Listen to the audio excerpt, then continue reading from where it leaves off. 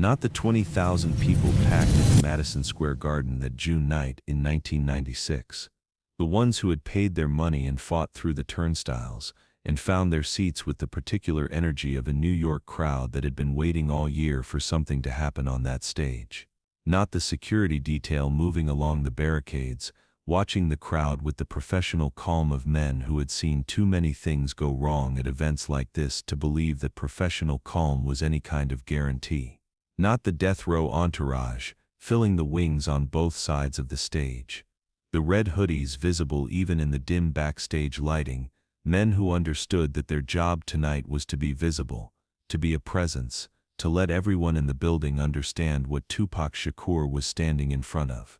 And most certainly not Havoc. Kajwan Machita. Producer, MC, one half of Mobb Deep.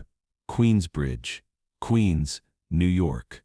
A man who had spent the last 18 months watching his name appear in interviews and diss tracks and magazine articles as the target of the most aggressive campaign of public destruction that hip-hop had ever seen, without ever once standing in the same room as the man executing it. When Tupac said his name into that microphone, Havoc heard it from where he was standing in the crowd, and the 20,000 people in that arena heard it. And the temperature in Madison Square Garden dropped 10 degrees in the 2 seconds of silence that followed.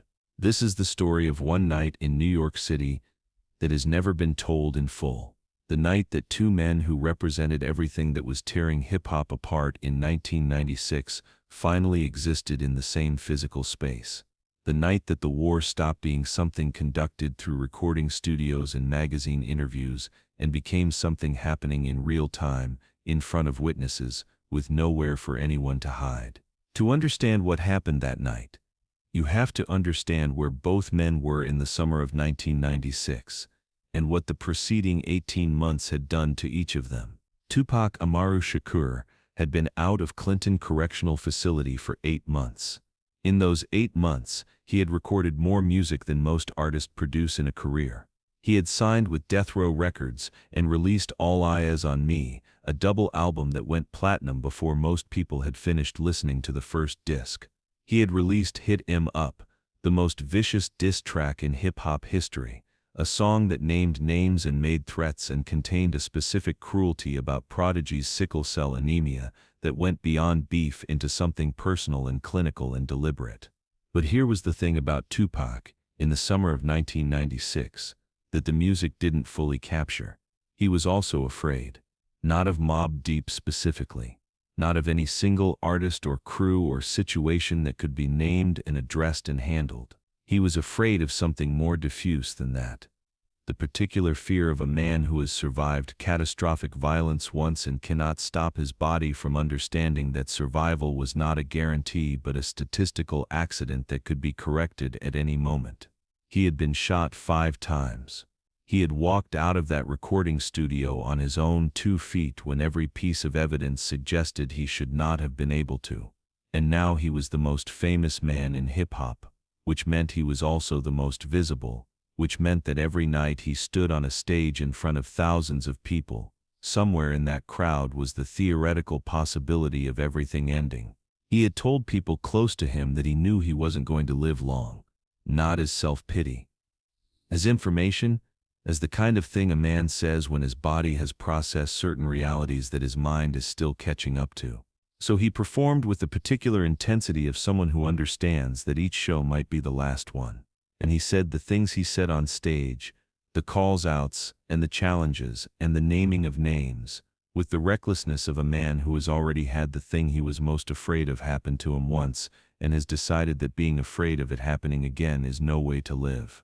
Havoc, meanwhile, had spent those same 18 months doing something that required a different kind of courage. He had stayed silent. Not because he was afraid of Tupac, not because he agreed with what was being said about him and Prodigy, but because he understood, in the way that a producer understands things, in the way of someone who has spent his life constructing frameworks rather than detonating them, that responding to Tupac Shakur in Tupac Shakur's language was a losing proposition. You could not out-aggress Tupac. You could not out-public statement him. The man had been shot 5 times and come back more aggressive than before. There was no escalation available to Havoc that Tupac could not match. So Mobb Deep made their music. Hell on earth. Dark and cold and dense, with the specific sound of Queensbridge in winter, the sound of a place that had produced a certain kind of hardness through a certain kind of necessity. They recorded Drop a Gem on M, their response to Hit 'Em Up, and they held it. They did not release it, because releasing it would mean feeding a cycle that had already consumed enough, and because somewhere in Havoc's understanding of the situation was the recognition that the cycle only ends when one person decides not to feed it. But here was the thing about staying silent while your name was being said by Tupac Shakur in arenas across America. It looked like something it wasn't. It looked like acceptance. It looked like an inability to respond. And in a world where the appearance of weakness is its own form of vulnerability, silence had costs that Havoc was paying every time someone in his own city looked at him and wondered why he wasn't doing anything. He was doing something. He just wasn't doing it where anyone could see. Tupac had known Havoc would be in New York that night. Not at the Garden specifically, not in the crowd, but in the city. Mobb Deep had an event on the same evening 2 miles away, a record release gathering that Havoc was expected to attend before coming to see what was happening at the Garden, because even in the middle of a beef, New York hip-hop in 1996 was a small enough world that everyone knew everyone's schedule. The intelligence had come through the same network of mutual contacts and industry observers that had been feeding information in both directions throughout the conflict. Someone knew someone. A date was mentioned, and when the information reached Tupac's people backstage at Madison Square Garden that evening, it moved through the room with a particular electrical charge. He's in the city. He might come through. Tupac had been performing for 40 minutes. When he stopped in the middle of a verse, mid-sentence, mid-breath, with the abruptness of someone who has just made a decision and is committed to it before the decision has fully formed in conscious thought. The band stopped. The crowd, which had been at a sustained roar since the opening, suddenly dropped to something uncertain. 20,000 people recalibrating in real time, trying to understand why the music had stopped, why the man on stage was standing at the microphone with an expression that wasn't performing anything. "I got something I need to say," Tupac said. His voice was different from the performance voice. Lower, more direct. The voice of a man talking to another man rather than a performer addressing an audience. "I heard Havoc from Mobb Deep is in New York tonight." The reaction from 20,000 people was not screaming. It was something more complex than screaming. It was the sound of a crowd that has just understood that it is witnessing something real, something unscripted, something that exists outside the category of entertainment. Havoc. Tupac repeated the name. He let it sit in the air of Madison Square Garden for 3 seconds, 5 seconds, long enough that the word stopped sounding like a name and started sounding like a question. "I want you to know something, but here is what nobody in that arena could see. Here is the detail that separates what happened that night from the story that got told afterward." Havoc was there, not in the crowd where Tupac was gesturing when he spoke, not in the general population of 20,000 people whose faces blurred together under the stage lights. He was backstage. He had arrived through a side entrance 20 minutes earlier, not as a crasher or a threat, but as someone who had been let through by a door that should not have been opened, by a connection in the production that had its own complicated loyalty structure, by the particular permeability of the line between the two worlds that night. He had been standing in the stage right wing, in the shadow behind the monitor rack, listening to 40 minutes of music that he had made himself on various tracks, watching Tupac Shakur perform with the particular attention of a producer who cannot turn off the part of his brain that analyzes what is happening structurally, even when the situation he is observing is one that directly concerns him. When Tupac said his name, Havoc went completely still. The death row security team in the wings had not yet identified him. He was in shadow. He was quiet. He was alone, which was not how anyone expected Havoc from Mobb Deep to show up at a death row event, which was perhaps why he had not been identified. He had 30 seconds to decide what to do. He could leave through the same door he had come in. He could stay in the shadow and let Tupac's speech happen and then disappear back into the New York night with the knowledge that he had been there and the particular private power of having heard everything and having not been found. He could send a message through an intermediary that he was available if Tupac actually wanted to have a conversation instead of a performance. 30 seconds became 20. 20 became 10. Havoc stepped out of the shadow and into the wing lights where the cameras could pick him up and where the security team, registering movement where no movement should have been, immediately moved toward him with the trained speed of men who do not ask questions first. Wait. The word came from the stage, from Tupac, who had stopped his speech mid-sentence because something in his peripheral vision had caught his attention, something in the wing that did not match the pattern of what was supposed to be there. The security team paused. Tupac looked at the figure in the wing for 3 seconds that felt like a year to everyone who witnessed them. 20,000 people strained to see what he was looking at. The cameras swung toward the wing, and in the stage lighting the face resolved, Havoc. Tupac said nothing, for what might have been the longest silence of his performing career. He held the microphone at his side, and he looked at the man in the wing, and something crossed his face that was not triumph, and was not aggression, and was not any of the emotions that the preceding 18 months had conditioned everyone to expect from him. It looked, to the people close enough to see it, like recognition, like the specific human experience of having constructed a version of someone in your mind over months of conflict and public statements, and then being confronted with the actual person, who is smaller than the idea of them and larger at the same time, who is a human being standing in a wing in New York City at a particular moment in time, rather than a concept or a target or a symbol of everything you had decided to stand against. He crossed the stage in 15 steps. The security team moved with him and then stopped when he gestured, and the gesture said without words, "Give me the room." Not all the room. Not alone. But enough space that what happened next happened between two people rather than being managed by 15. When Tupac reached the wing, Havoc had not moved, had not stepped back, had not made any of the gestures of retreat that would have been entirely understandable, given the circumstances. He was standing in the wing lights, with his hands at his sides, and his face doing the thing that Havoc's face did, the thing that anyone who knew him would have recognized as the face he made when he was processing something and not yet ready to speak. They were 5 feet apart. 20,000 people were completely silent. What happened in those next 4 minutes has been described differently by everyone who was close enough to see it. The camera footage, partial and shot from an angle that captured posture and gesture without picking up the specific words, shows 2 men talking. It shows Tupac speaking first. It shows Havoc listening without moving.